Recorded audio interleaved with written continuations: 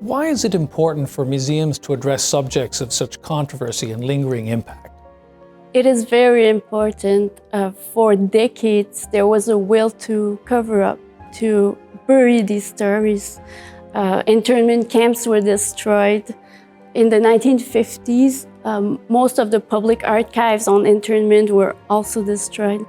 Members of the Ukrainian Canadian community were told that this had never happened.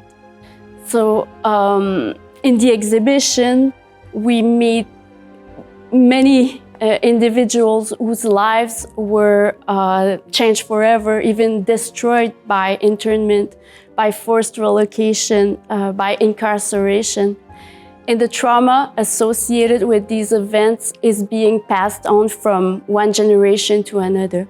So I do believe that as a national institution, it is a big part of our duty to shed light on these events, to educate, and also to help visitors or invite visitors to reflect on these issues that are still very relevant today. Yes, I also think that National Museums do have a social and educational mandate.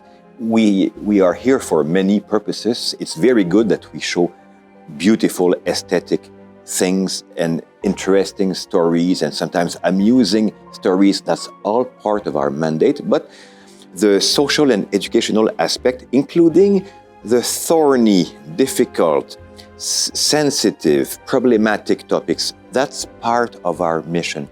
And I think if we are up to it, we can present some thoughts, ideas, and events to the public in as balanced a way as possible to help contribute to a public discussion and consideration of events. The museum, of course, doesn't take editorial stance. That's not our purpose, our mission.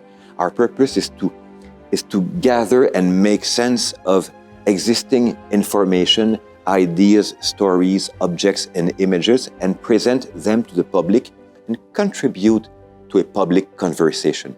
For instance, the exhibition ends with a very contemporary reflection of the COVID-19 crisis, and a reflection which, of course, we would never have envisioned when we started the project, many years ago.